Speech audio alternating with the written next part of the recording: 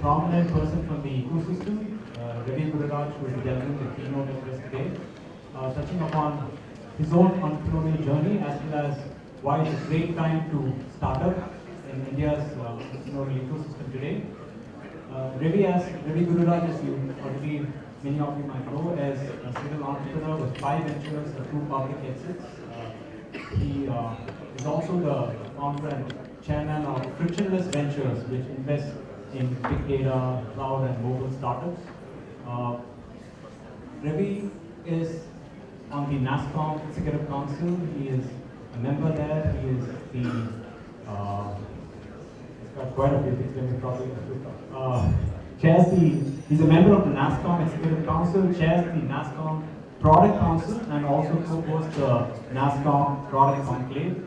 He's also a charter member of Bangalore, and where he launched the Cloud SIG Special Interest Group, and is co-founder and co-chair of HBS Alumni India chapter. Ravi received his MBA with high distinction as a Baker Scholar from Harvard Business School. He graduated with honors as Benjamin Franklin Scholar from University of Pennsylvania, and received a BSc in Computer Science and Management as well as a BSc in Finance from the Wharton School. So over to Ravi. So today my talk's going to be centered around a couple of things. One is some lessons that I've learned over the 5 startups I've done, which I'd like to share with you all. And to some extent it'll be relevant. To some it may not be, but they're learnings that I'm glad to share with you all. The second is why I believe right now, this point in time, is probably the best time ever to jump into entrepreneurship, right? And especially technology entrepreneurship, okay? I'll share with you some insights there, and then we'll close out with some inspiration that I derive from non-tech examples, okay? That I think challenge us to think differently, and I'll walk you through a couple of those. So, I've been building startups for forever, it seems like, in my life at least. And it comes naturally to me, but I've also been working at big companies, okay? So don't just think of me as purely an entrepreneur, but there's been a bunch of things that I've done right and wrong, and that's what I wanted to share quickly. We'll try and make this fast, so I'll fly through these slides. The first was that when I was at school at the University of Pennsylvania, I hooked up with this professor who was a very entrepreneurial professor. And this is very important to understand. You've got to pick the right moments in whatever environment you're in. And I got lucky there a little bit, and a little bit I asked around and said, who are the professors who are very professorial, and who are the professors who are very, kind of entrepreneurial. And this gentleman, Samuel Goldwasser, he was building this new 3-dimensional CAT scan machine, and I got onto his team, did research for him. It was not even called VC funding at that time. He got an investment from an investment company, and he got bought out by a European company, Picker. And it was a great example for me. Right in school, in my final year of undergrad, I went through the whole cycle, right? And that inspired me, so, and they became mentors to me, the whole team. They gave me confidence, and they were building deep IP.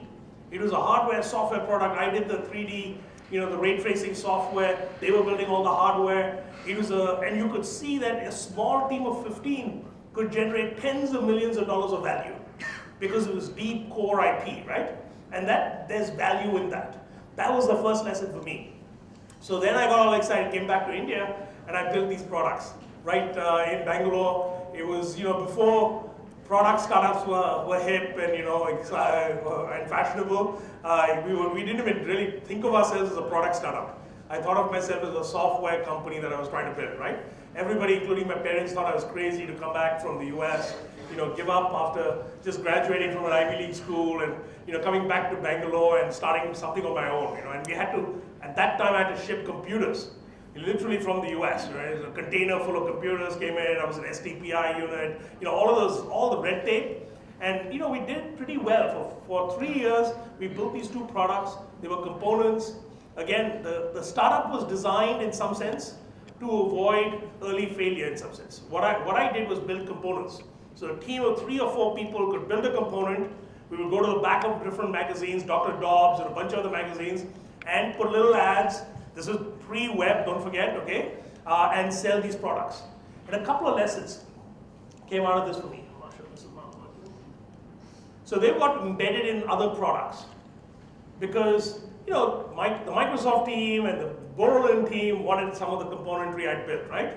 And they went ahead and embedded it. And I had about 15 engineers in Bangalore, but the timing was wrong in one sense, which is these guys were able to build OCXs and VPXs and reusable components. And guess what everybody wanted at that time? The outsourcing boom was on. There used to be recruiters on scooters outside my office in Indiranagar, and they'd follow the people home. There was no Naukri or anything, right? No monster, that was active. They would follow them home and convince them to go and send them off to Seattle and this place and that place. And every day I would lose people, right? And after 2 years. And then it was becoming unsustainable, and I was like very frustrated. I didn't want to become a training academy, right? Because in product, your IP walks out of the door every day, right? And if you lose that whole team, you're dead. And I don't care how good a founder you are, you can't on your own build everything, right? So, this timing matters and luck matters. What happened was I was in this throes of almost ready to shut down this company. And I get a call from somebody at Microsoft in Seattle. And they say, hey, we like your product, we've embedded it in Access, in Visual Basic, and we're about to release this new product called Access, and we want to license the source to it. And I was like, yeah, right, you want to license the source, but what's the use of the source without the people, who wrote the source? And so, essentially, I packaged it up. Why were they interested in me? Because here in Bangalore, we'd done the first clean room implementation of reverse engineering Lotus's formats and DBase's formats. And those are two rivals to Microsoft at that time, right? And we had built it without signing any NDA with Lotus. And Microsoft, in its infinite wisdom, at some point it already signed an NDA with Lotus, okay? And to exchange formats or something. So they couldn't reuse it in this context. So they needed a clean room, what is it called, a clean room implementation, where you could prove that somebody hadn't touched the core or hadn't accepted anything from Microsoft.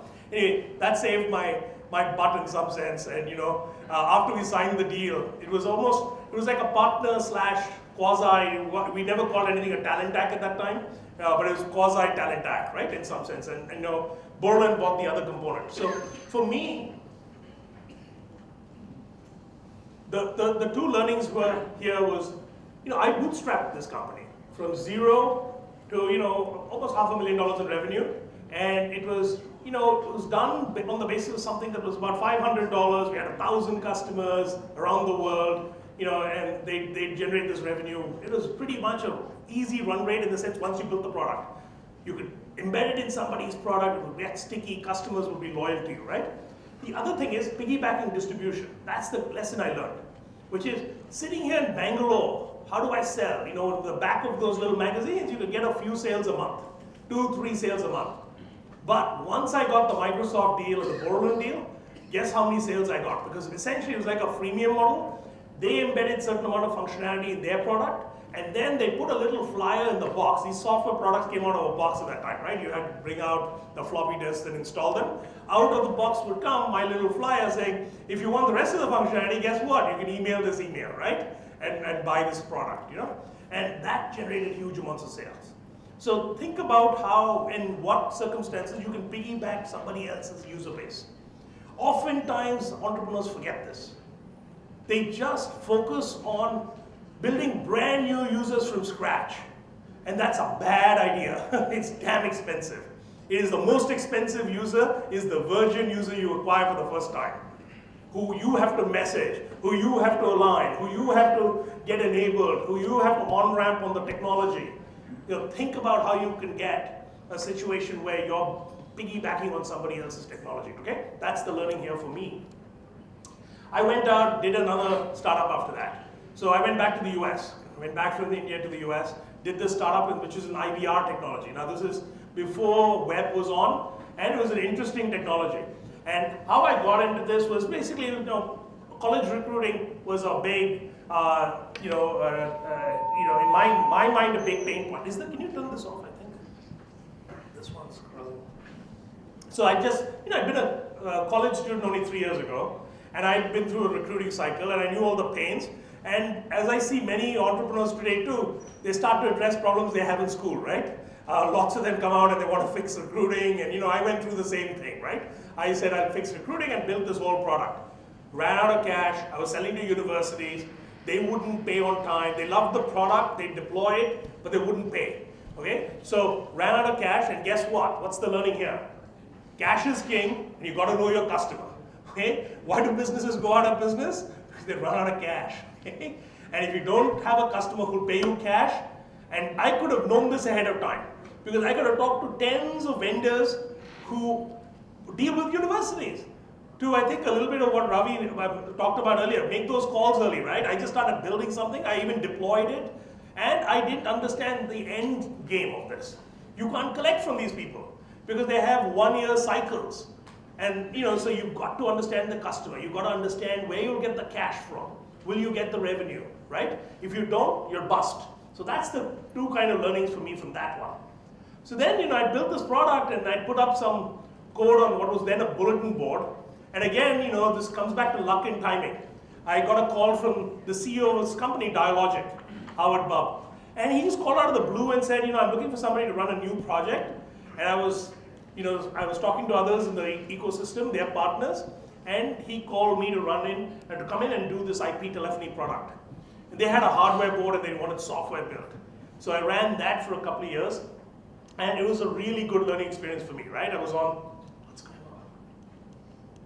Sorry, this is completely, I'm sorry. Okay, maybe can you run it from there? If I just say next now, go back to the previous slide, yeah. Yeah, so, I was on the H323 stand, that was a video conferencing thing, got to meet a bunch of people, and we got to sell to telcos. And the learning for me from here is the next slide, is, big ticket sales. And sometimes entrepreneurs, again, forget about this. Lots of entrepreneurs I see, I'm going to build a freemium product, and I'm going to charge very low prices for something. And that's your value prop. And believe me, if a customer is willing to deploy, they may well be willing to pay 50x what you're thinking you'll charge. Because you created value for them, and you're going to address some pain they have. So you really got to right-size your pricing. This is one area where entrepreneurs come in and they mess up big time. You cannot raise prices easily. You can always drop them. I mean, seriously, it's very tough to raise the price of a product dramatically without having, especially when you have already an installed customer base. You have legacy issues, right? So think through that very carefully. The pricing matters a lot. And I'll tell you, sometimes rather than do a services business, you might do 1 or 2 big ticket sales and then come down the funnel in the price points, right? That funds your business. It becomes almost like a customer becomes a design partner. They think they're getting a custom product, but behind the hood, you're actually treating it as a product. You're building a roadmap. You're guiding them in your interaction with them to make sure what you're building is something you're going to be able to sell to others. You keep researching others' requirements, right, along the way. $20 a month and I'm giving it away, You can't then charge 10 lakhs a month if you charge 5,000 rupees a month. It just won't work. And sometimes the customer, you leave the room and the customer will say, man, we could have paid 10 lakhs for that for a month, right? Because that's how much value it's created. So think through that option strategically before you concede it. And oftentimes entrepreneurs just concede that. And platform building. This is another thing. Can you build a platform? Goes back to my earlier point. Can you plug into distribution? Can you build a platform that provides others the ability to service customers, right? I think that's what we were doing at Dialogic, which is building, a platform, right? And that's, I think, another opportunity. Lots of times you could do that, where you could build a platform. I think a little bit of ice cream was that too, in some sense. Providing a platform that others can build on. Let's keep going. Next. So then I was at business school. I'd done well there, and I was about to take a job. Okay, this comes back to I was about to go work for Siebel or work for a professor there, and do some research for 2 years, and a call came out of the blue. Next, yeah, and you'll see there one more, and you'll see this name, Joe Lemont, and recruiter just sent me an email out of the blue and said he's coming to Boston tomorrow morning. Can you meet him? I hadn't heard of him, but then she said, after I said I hadn't heard of him, I wouldn't take the call. I wouldn't really meet because I've already decided. She sent me this email, right? And here was the list of I think the top 10 entrepreneurs in America, Fortune's top 10 under 30. right, who'd hit $1 billion or something. And I never heard of it because it's enterprise software, right, in Austin, Texas. And I really wanted to go to California and everything, right? Timing matters, luck matters. You know, you got to get a little lucky. You got to put yourself in situations where you might meet somebody who then guides you in some way, right? This was so I ended up. Next, please. So next. Sorry. So this is where I ended up. So I talked to him and I said I want to do a startup. He says come do a startup at Trilogy. And so you could run the tape, the video. Have you got sound hooked up? No, not that. I've got it on the. So this video I'm going to show you is my third startup now, and just 1 second. Start it again, and get the. And 1 second, just hold. So it feels a lot like it's 16 years ago, 15 years ago, but it feels a lot like India is today. And just listen to some of the stats that you'll see in the video, where America was in its evolution, in its adoption of internet and all of that, right? Very revealing in some sense. Feels exactly like what it feels like today, And I was in the middle of that, so that's what I'm sharing with you. It's very insightful in that sense. Go ahead. Workers, the fuel that's keeping the U.S. economy in the fast lane is consumer spending. The willingness of Americans to bet on the future and spend. As for where we are spending, CBS's Anthony Mason reports more and more often the answer is the web.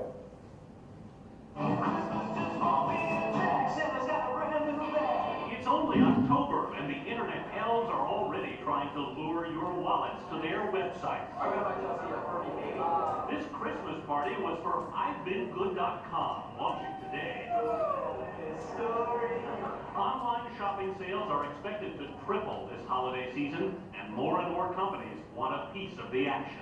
There are all these projections of a huge Christmas, and there are lots of e-tailers after that $12 billion or whatever it is number you believe it's going to be, and not everybody's been aware. We are the connection between independence and integration. Look around at those internet conventions. The competition is everywhere. I think this really is going to end up being a make or break season for a lot of these startup companies, because many of them are spending almost all the money that they have at this point on trying to get themselves known. Making the impossible look easy. For all its growth, e-tailing has a long way to go. The CBS MarketWatch poll found that more than half of all internet users have never made an online purchase.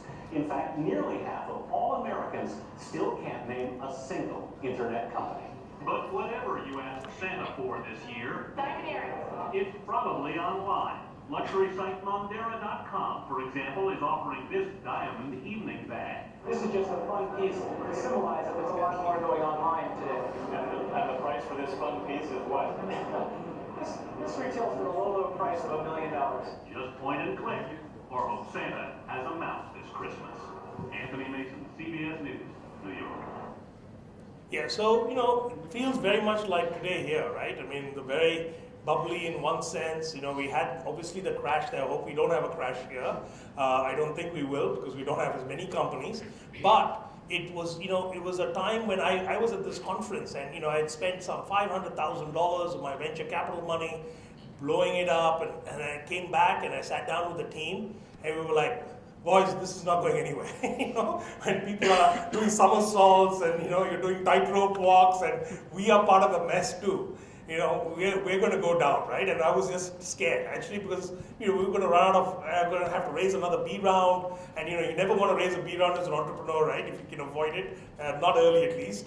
And we will run out of money very fast. So came back and we pivoted and pull out. So we also did all kinds of other funky stuff, right? With Michael J. Fox, I couldn't even find this picture till I found it somewhere on the web. But we gave away money. And for a startup like today, you have all these e-commerce companies giving away money, right? We were also giving away money. We would write $25,000 checks to all kinds of donations and things like that, because that was the crazy time it was, right? But at the same time, inside of me, I was like, this is going nowhere. I'm not getting any real customers. I'm getting all this PR, and I'm building this facade of a business, but it's not truly a business, right? And so then we started to think, and luckily I had a great team, and you can just pull up. So, 3 great guys on my team. I had hired them fresh out of college. They had worked with me, for the entire period of this startup. And, we sat down and we redid the whole product in literally 2 months and made it a platform. Again, coming back to this is where your learnings keep coming, right? You think, hey, platform, that's what I know better than trying to go get B2C customers, right? Went back, built it into a platform, and turned the business around, and we ended up selling the company. But one of the learnings was 3 great guys. I had a team of only 6 that did this whole thing. They were outstanding, and this is where I come back to try and find, even if the team is very small, outstanding talent. There is no compromise for that in my mind. If I'm going to do a startup again, I'm going to always do it with outstanding talent. And don't just pick people you like. Don't just pick people because they're on your dorm room floor. Don't just pick people because he's your cousin or she's your uncle's niece or something. Okay? It doesn't work that way. That's not the way to build a startup. Don't just pick somebody because you've interviewed 100 people and this person finally said yes, they'd work for Sweat. Okay? That happens a lot. I mean, people just get so tired and out of fatigue, they're picking people, right? That just doesn't work. You've got to pick people that are brilliant, much better than you are. On my team of 5, I'm just putting up 3 examples, and I don't even have the other 2. But here's Eric ended up being the CTO of Hulu. He's now the CTO at Flipboard. He was a general partner at Kleiner. And these guys are 10 years younger than I am, okay? And they've already achieved more in their lives than I ever will, okay? And they've still got another, X decades to run, right? Andrew, he's at Khosla, right? He's a general partner there at Khosla. And Josh Bear's run 4 startups. In cumulative, they've already sold almost $500 million in valuation, right? And he's an outstanding entrepreneur who runs the biggest accelerator in Austin, right? And so, having those 3 people on the team meant they bailed me out. And that's the key for you too. As entrepreneurs, the one thing you can have a control over is you may not always be able to control which investor invests in you. You can't control certainly who buys you finally because it'll be price mostly that will dictate that. You won't be able to always control your customer because you have to serve a market. But the one thing you can control is who's on your team. And this is the thing where you have degrees of freedom, people make the biggest mistakes. Okay? And they mess up oftentimes. So please be aware of that. So, I really come back to teams, and you've got to have a little bit of luck, okay? So this is the thing. One thing about entrepreneurship is don't try it once and give up. It's not going to work because you may not have the luck the first time. You may not have the timing right the first time. You may not have the right team the first time. You learn a lot. I think you've just got to resign yourself to saying, hey, over the course of my life, I'm going to have 5, 7 shots at entrepreneurship. And a few of them are going to work and a few of them are not. And maybe you get really lucky and you have a home run, okay? But most entrepreneurs don't have any home runs. I'll tell you that, first and foremost. You can read all you want about Drew Houston and Airbnb and, whoever else, Mark Zuckerberg. The likelihood that will happen to you is near 0. You may as well go buy the lottery ticket, okay? But that does not mean you can't build a substantial company. In fact, most entrepreneurs think if I can't become Mark Zuckerberg, it's not worth going into entrepreneur. That's completely wrong, okay? There are hundreds of outcomes, very valuable outcomes in between that state and where when you're starting out. And there's tens of companies. In fact, the lifeblood of Silicon Valley is those companies that get bought between $25 and $250 million, right? If it was only Facebook and all, most of Silicon Valley wouldn't exist, okay? Because those companies just go IPO and that's it. All the VCs exist, all the investment bankers exist, all the talent out there exists only because of in-between deals, right? Keep going, just skip over this stuff. So this is my next company, seed funded Trilogy. Again, relationships matter. I'll tell you one learning for me here was don't burn any bridges even in despair, okay?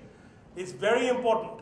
Oftentimes people will where even if somebody is almost cheating you, it's fine. Disengage, walk away, but don't burn bridges. Because life keeps going round and round and round. I tell you that 100%. And you will eventually want somebody will help you later. It's just the way life works. And people talk. These are the 2 reasons. The world revolves, keeps going round and round, and people talk. And they talk more now than ever before.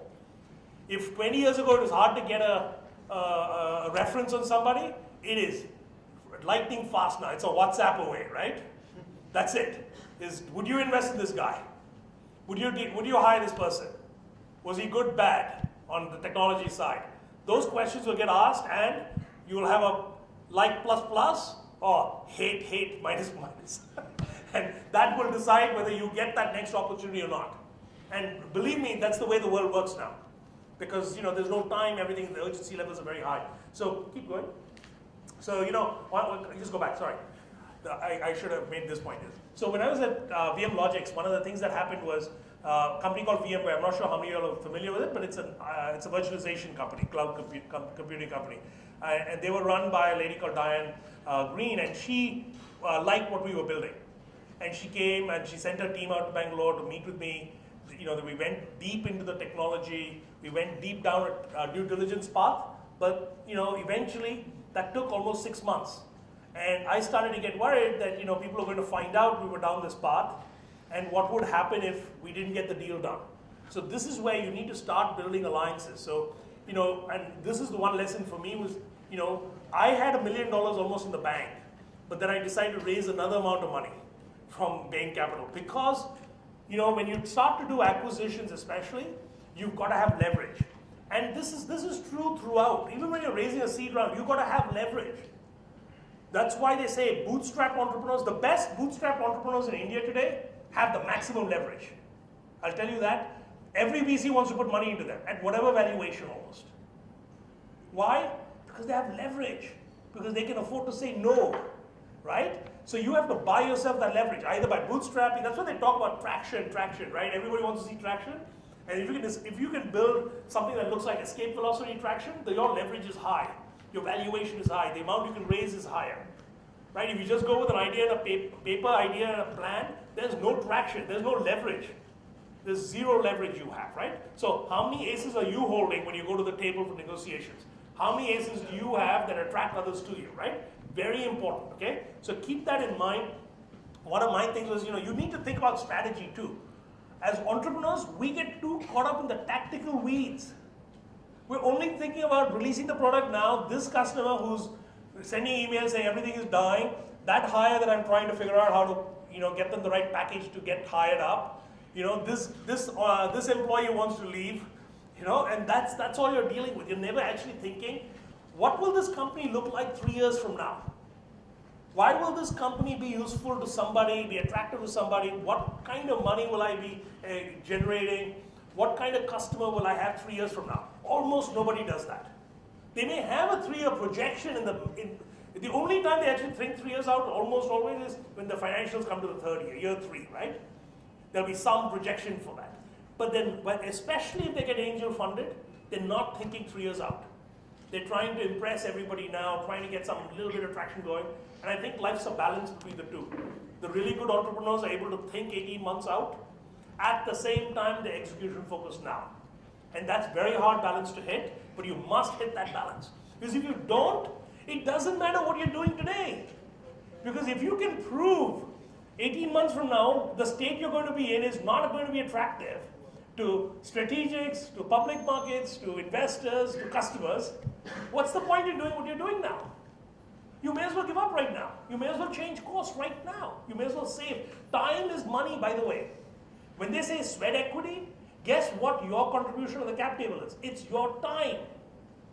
That's what you're giving. You're giving 2-3 years of your life, right, to this venture. The VC is giving you cash, but he goes on and does the next deal and the next deal and the next deal. He's not giving you his time. One board meeting a quarter, maybe a couple of phone calls, maybe a couple of emails, then he goes on, right? You're the one who's putting time into the cap table. You got to make sure your contribution, you're paying yourself back and your family, most likely, right? If you're married and you've got kids and everything, don't forget you just took 3 years out of your life or your earning potential and dumped it into this enterprise. Don't do it because it's fashionable, right? Do it because it's going to make you money.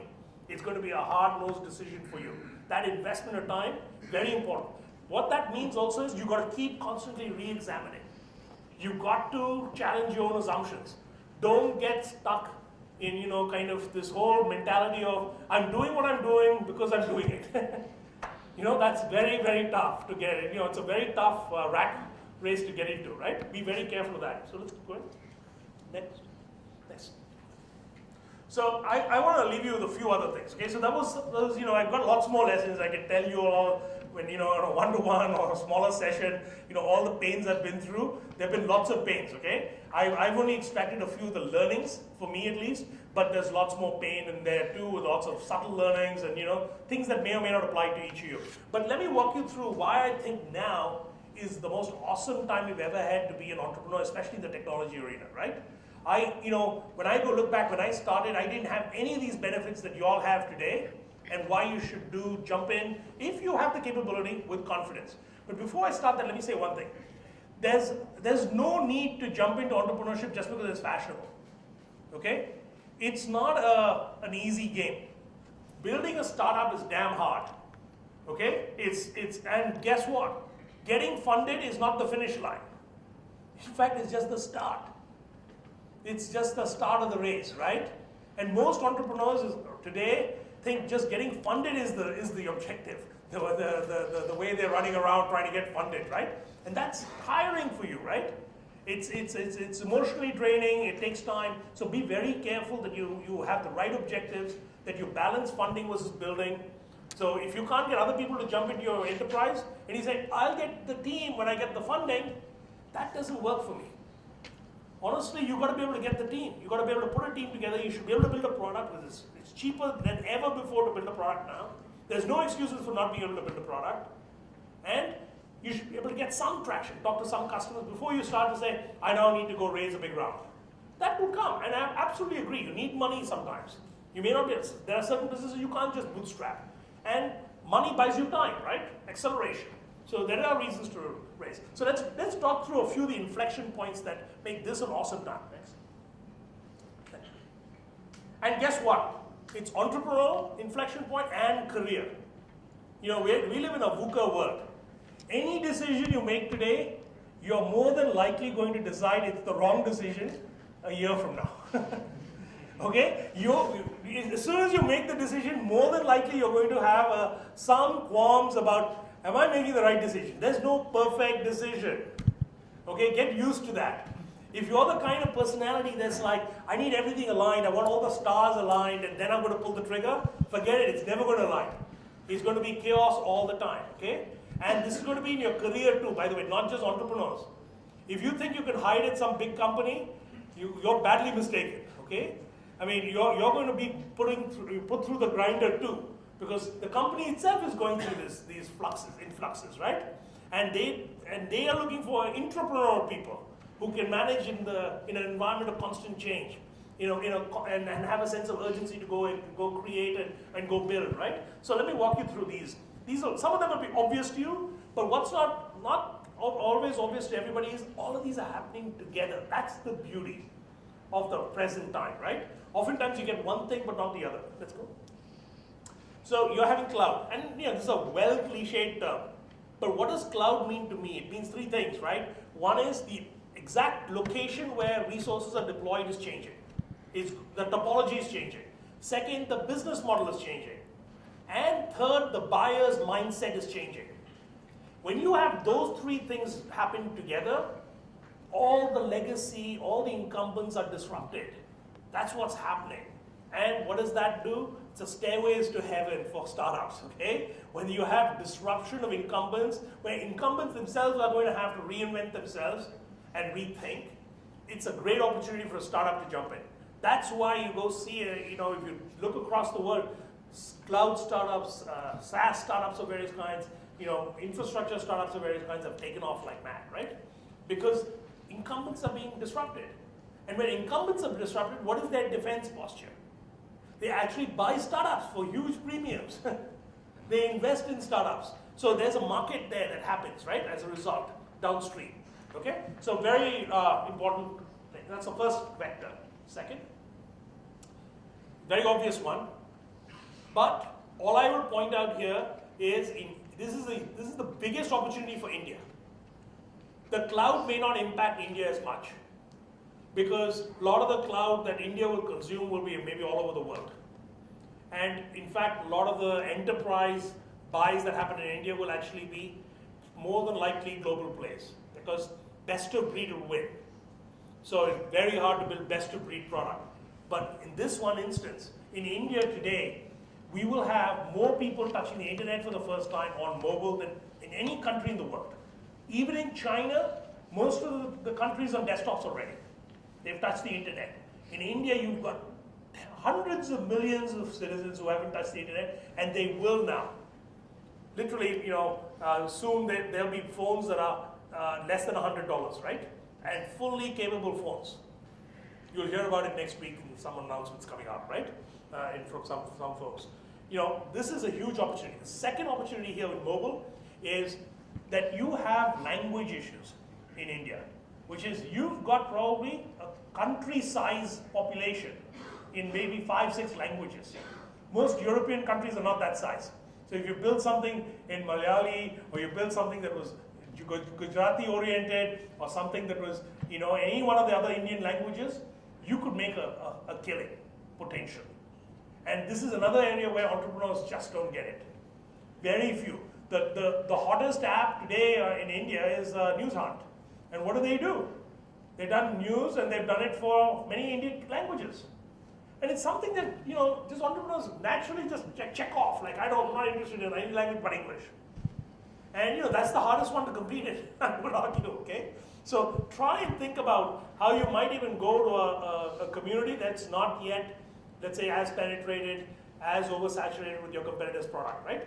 Awesome opportunity in mobile. This data tsunami, it's coming. I was with a senior exec from GE last week, and they said they had a 1% opportunity. I said, what is a 1% opportunity? What 1% opportunity means is, if I can make all the trains in India arrive 1% faster, consume 1% less energy, be 1% more comfortable, relative to the number of trains overall, the number of people on those trains, the number of days of the year, you can really have impact, right? If you can make 1% of all cars and all buses in India become more fuel efficient, you suddenly actually have a huge number in aggregate, right? And so that's the 1% opportunity. And guess what? IoT is going to produce a lot of 1% opportunities. Oftentimes, you're told, think of something disruptive, and I myself will say, think of something completely different, think of something that nobody's thought about. That's great. And I'm going to say that in a few sentences.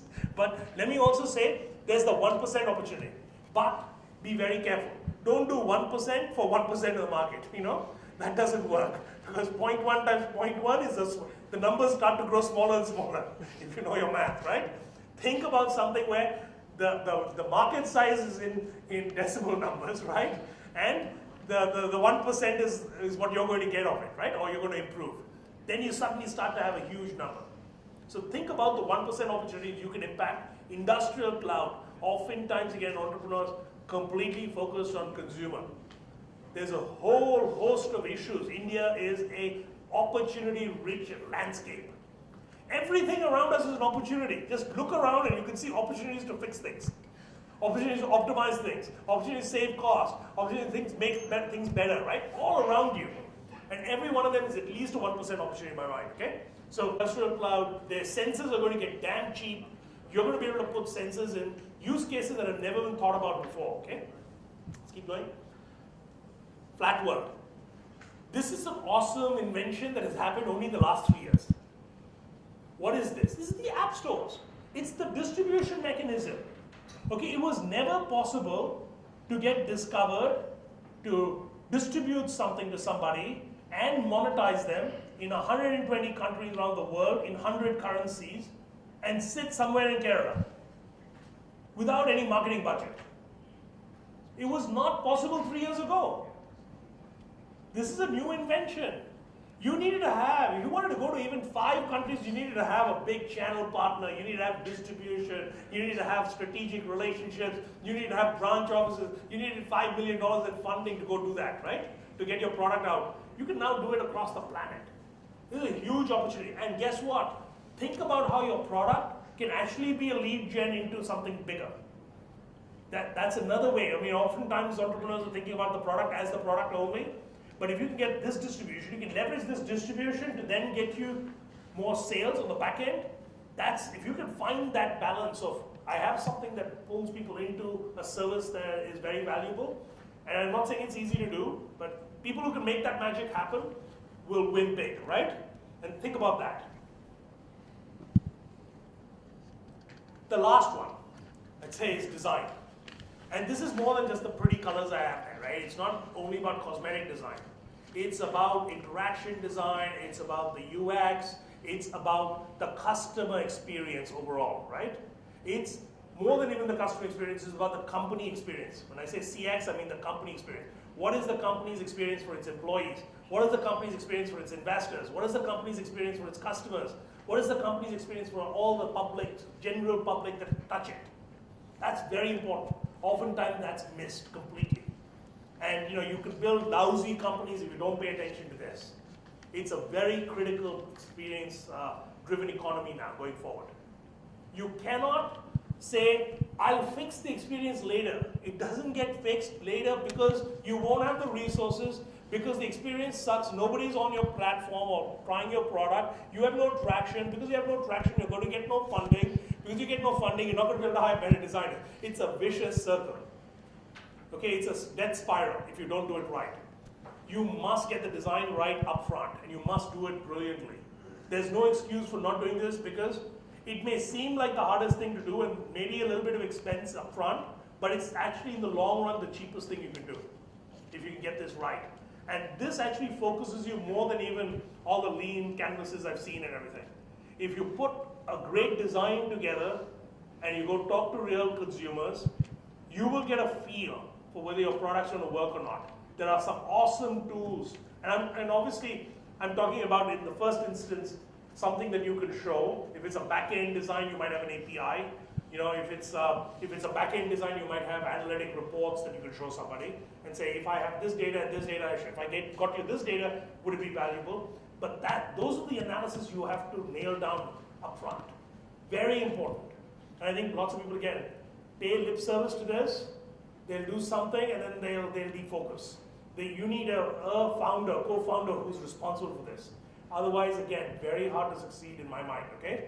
Very hard for an investor to buy into the company as well. So let me just show you a couple other things then.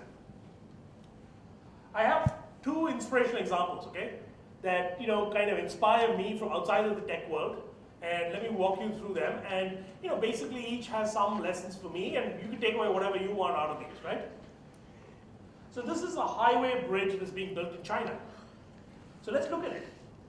It looks like a normal bridge. You'll see a bullet train underneath that bridge. And guess what the project engineer was told, who was tasked with building this bridge, and the team that built this bridge? He was told he had to build this bridge with no interruption to the train service below. Not 1 second, because this connects the two biggest cities in China, and there are 6 bullet trains tracks that run underneath. And they cannot have even 1 second interruption. And the trains, how they come through at 450 kilometers an hour, there's no question of stopping them. And so he was asked to build this bridge across this thing, and it inspires me the way so what did they think next? Look at what they built. They built the bridge parallel to the rail tracks. The entire bridge was built parallel to the rail tracks. Next. Then they started to swivel it in place, just like a little top. In 30 minutes, they swiveled that whole bridge into place. Next. You see how confident they are. The bullet train is flying through as this bridge is going into place. 30 minutes, the bridge flew into place. 17,000 tons. Okay, and the trains didn't stop. In fact, the train stations were not even told this bridge was happening. They just had confidence that this would work, right? And it was precise, the design was precise. It is unbelievably audacious in my mind, right? And let's go next. What does it show for me? It says, software is easy compared to this. If I was given this task, I would probably quit my job. I'm like, no, I'm not doing this nonsense. You're not going to put me through this kind of torture, right? But somebody in the world had to go do this, right? And it's just unbelievably audacious. It means they did it with a high degree of confidence. They had lots of planning. And let me show you a few other things that you'll see here. You see the road where the bridge swiveled? It's completely tarred, right up to the joint. Look at the street lights. All the way into infinity. Ready to go. Look at the on-ramp. It's ready. This side too, it's completely ready. In 2 days, they tarred the road and it's finished. Cars are going over it. What does that mean? Somebody on the other side, if I'd been the project manager, they'd say, hey, you swivel that damn thing, then I'll build the rest, right? We'll see if it will work or not. This is some crazy project you're building, right? I'll put the street lights later. No, somebody had, the whole team had extreme confidence. It's going to work. Why would you put up street lights right up to the edge if you didn't think it's going to work? And guess what? If you go back to the previous, you see people walking around working? Even while the swivel is going on, they were working on the bridge. On the bridge.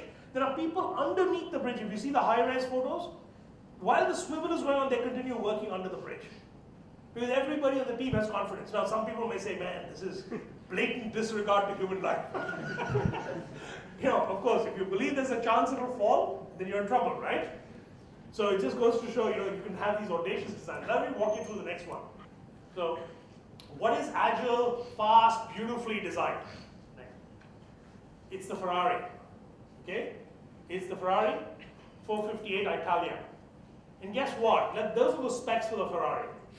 It's a beautiful car, it's fast, it's agile. I've been in the passenger seat of this car. It's lovely, it's extremely uncomfortable, and it feels like a roller coaster when somebody's driving it, right? On a racetrack. And it's just completely, mind-bogglingly fast. I mean, a plane feels slow in comparison, right, when it's taking off. Completely slow, right, in comparison. It costs about $250,000. It goes about 300 miles on a full tank of gas. Next. What is this? I'm assuming some of you already recognize it. It's the Tesla, okay? So let's take a look. No, we all know about the Tesla, we all know about Elon Musk, but we rarely compare the stats as much. Okay, so let's just think about why is the whole automotive world and the whole technology world marveling at this, right? Let's take a look at the stats. Look at the stats. It's 0 to 100 in 5.6 seconds. It seats 5 adults, and I'll show you the interior next later, okay? It goes 300 miles on a single tank, which is a charge, okay? And guess what it costs? That's what it costs, okay? Now, so it's like a 8x factor difference, right? It's just an unbelievably different experience. So somebody rethought this whole thing completely. They thought completely out of the box. Let's take a look at the inside just so to close out, show you the whole Tesla. That's the interior. It's like a luxury sedan, okay, on the inside. Next. The front is completely touch, okay? So they rethought the whole front. Even the dash, the steering wheel, the brakes, and the accelerator, they put those only because people couldn't drive the car otherwise, right? They just couldn't. If they had two cars, you'd have to buy all Teslas, like going all Apple, all Google, all Microsoft, right? You'd have to do that, otherwise you go crazy. One is one and one is the other, right? So they actually put that in just for backward compatibility of the people. But actually everything was fly-by-wire, right? Drive-by-wire. Next. Look at the boot. It's a pretty nice sized boot. You can get a lot of passengers in the front, lots of USB ports around the car. You're very comfortable car, extremely silent. By the way, they had to inject sound into the car because pedestrians were getting hit. When they were driving the car in test runs, they would actually be driving and pedestrians would walk off the curb by accident into the car because they wouldn't hear the car coming. Because we as human beings, when we're on roads apparently, the research shows now, that we expect some noise. And that's how we tune ourselves. If we don't hear any noise, we assume everything is static. And this car made no noise, so they actually, in low speeds, they inject noise. So that if you're driving around a parking lot or something, or a mall or something. Let's keep going. Look at the front. There's another boot. Hey, this is like an SUV, right? Pretty good, I think. Let's keep going. Look at the roof. It's an amazingly powerful and strong roof. Powerful in the sense that you can turn the tint up and down. It's extremely stable. It's been proven to be the strongest roof available in any car in America now, including SUVs, touch doors and all that. Let's keep going. Remote mouse, whatever for the door entry. That's the car. That's the fuel tank, the engine, everything. And so that required, radically different thinking. When I look at that, I'm inspired. I'm like, man, software is easy. I'm not thinking these kind of problems at all. Like the bridge problem or this problem, right? What I'm doing is simple. I'm like, whatever, you all might be doing, I'm sure you're not challenged as much as these people were, right? And my recommendation to you is really try to think different if you can.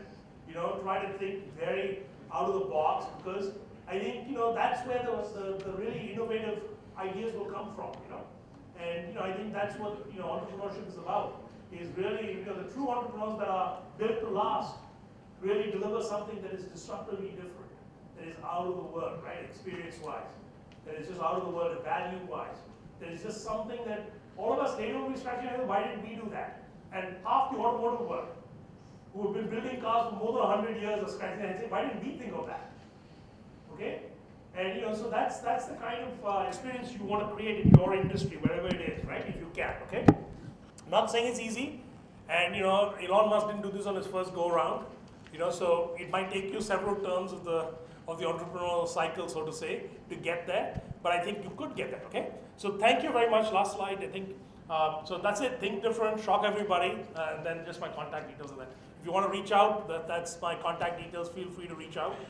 We've got a great conference coming up at the end of October. For those of you who are product entrepreneurs, I strongly encourage you to come out. Those of you that are interested in joining the 10K program, lots of free resources, lots of free workshops and all that happen around the country. So feel free to join in those as well. Okay. Reach out if there's anything I can do to help. Glad to do that from both the NASSCOM perspective and my own personal perspective. Thank you very much for your time today. Thank you, Ravi. A lot of great points there. And certainly, I think another cool thing about the Tesla is that when you go take the car for the service, there's actually an update of all the mechanics which is already there at the service station, because it's got its own iOS, if I'm not mistaken. So I think that's really cool. So some of the great takeaways from this session, I'm sure you got a lot, but the ones which I picked out and which I think is very important for entrepreneurs who are starting out is, one, how it's important to piggyback on existing distribution systems, because acquiring customers on your own is really tough, especially in the early days. You're bootstrapping, you don't have a sales team. How do you do that? So that's something which you can really explore and make sure that are there others with whom you can work. Don't compromise talent. Find outstanding talent, because the compromise you make could end up costlier for you down the road. Relationships matter, and I think why this point really stood out is, I've seen entrepreneurs who get pissed off and just start going straight off the bat, and they don't realize that, like you said, the world goes round, and you're going to run into that person again. And if you burn bridges, there's absolutely no way you're going to restore that relationship again. So, if you go through bad times, it is very important to stay focused and just do what you have to do. Don't take it too personal. Keep re-examining, and sometimes I think the point that Ravi was trying to drive at is that you sometimes get so stubborn about your idea of product that you just can't do it without probably objectively stepping back and taking a good look at it. I think that's a very important trait for an entrepreneur. He covered 5 critical reasons as to why it's a great time to be starting up in the ecosystem: the power of cloud, the distribution system, huge distribution platform offered by mobile, data, and how app stores are making it a flat world. And I think what he said about design is particularly crucial. I think when you start looking at, if you don't start looking at design, right, you start you're building a product and make it something which is independent of that. What happens is, obviously, you're probably missing out on a lot of opportunities along the way. And I think it's not just design about your product, but also how you build in your design in terms of interaction with the rest of your stakeholders, be it investors, customers, and a whole host set of people that you deal with in your operations. Thanks so much, Ravi. Is there any questions that you would like to ask? You were saying that we never had a crash in the e-commerce industry. I would say we really had a bust. After the dot-com boom in 2000, things only picked up very recently in the past few years, like say in the past 4 to 5 years. And in the meanwhile, people who really started, maybe Naukri and the likes did good business, but other players, many of them, I would say majority of them died up. and only Alumni and some others like India Bulls later they changed their business model, and only very few made it, and now they are successful. But this is the second phase actually. So all these young entrepreneurs, they can actually learn so much from history. So just because you have mentioned. No, so I agree. I mean, in fact, I just last night, I wrote an article to your story, which will appear tomorrow, on what's going on in the e-com boom right now, right? All these fundings we're seeing, at least my point of view on that. So much of venture capital money went down the drain during those days. Totally. Listen, that's fine. We have cycles all the time, and venture capitalists are used to that. They factor that into their model. Okay? So they make money on the long run, right? And they need to have a few home runs. Venture capitalists are used to 9 out of 10 companies going down or returning them no money. They're looking for that one home run that returns the fund, right? That's the key in that model. And some of the best ones actually have 2-3 that return the funds. And they become the top tier venture capitalists, right? So I think, listen, you'll have busts and boom cycles all the time. That's true now, it's almost a tautology, right? And many of the companies that we have today that are superstar companies will disappear. We know that too. Okay? I had the privilege of being with John Chambers about 2 months ago, and he put up 5 companies. I won't name the 5 companies, including Cisco. He says, I don't expect one of these, I only expect 2 of these 5 companies to be here 10 years from now, in the way they are today. The others will all be bought out by somebody, they'll be merged, And these are 5 really big companies that, you would just be shocked that they went away, right? And he says history shows that they go away. They actually do. And that's part of the regenerative process, right, of the ecosystem. That's what makes tech exciting. These companies all lasting forever. You wouldn't have that much innovation going on. People try a lot of things and they don't work. Because in those days, mostly these .com people were actually creating a copy of the US version. So and most of them did not work here in India at that time in 2001 and on. Any other questions? There's one there. Go ahead. Strictly business-oriented question, if I should say that. If I am concerning not B2C but B2B, business to business, and an industrial segment, and much more of a hardware guy. So if I'm going for B2B sector, which kind of growth will be more prospectus to me? Like you said that it is a global approach, it's the best time to pitch in. Yes, I do agree to that. But if I'm going to pitch in the whole global market at one stretch and I'm getting a very steep rise in my growth status, or should I go with a measured growth status? So, B2B businesses, the way they're measured generally, at least the way I look at it myself is, how many customers do you have? How much share of the customer do you have? Like, how much headroom is there at an individual customer? So let's say sometimes companies will come and say, we have these 5 customers. Okay, great. We've sold these 5 customers, we've made progress, we've got some traction, which is good actually in a B2B business. And I'm not talking SaaS B2B, okay? I'm talking about something that's a high ticket price, a little harder to break into, that might involve touch and POCs and things like that. So you often have to examine, okay, you sold 250 seats at this customer. But is this customer 100,000 seat potential? Or is it 275 seat potential, right? I mean, what is the headroom? So headroom measure is very important in enterprise evaluations, right? Which is, how much penetration do you have at that customer? That's one, okay? And then how many, are you identifying a certain profile of customer? And is there depth in that profile? I.e., can I find many of those people? Okay? Then the third thing is, what is the incumbency issue? Like, how easy are you able to displace incumbents? So the first 5 customers, you showed me how you can get rid of somebody who's an incumbent. That gives me more evidence than if you went into a green field and you sold somebody something for the first time. Now, if you did sell somebody something for the first time, then you have to show me there's enough of those people. That 99% of the market was that you didn't go hunting for the 1% of people who haven't implemented ERP and implemented ERP for them, right? It's much harder to find those 1%. But if you showed me you were going to 5 customers and displace SAP, that gets very exciting, right? How come? What were you able to do is displace SAP then, right? If you're able to show me I could implement it in 1 business unit, but there are 9 more business units to go, and every one of these customers, that gets very exciting, right? So those are some of the measures you should think about. You know, global, not global, not depends on your business. I can't tell you, whether you should or not go global. Because in the B2B sector, you go after where the customer is. And many of the customers, if you're solving an India problem, you'll have to be here. I mean, Tally is mostly an India company, but they also sell in other parts of the world now, right? Where similar circumstances exist. But they don't sell in North America. They don't need to, right? So no other questions? Thank you, Ravi. I now invite Ravi Gururaj to present the management.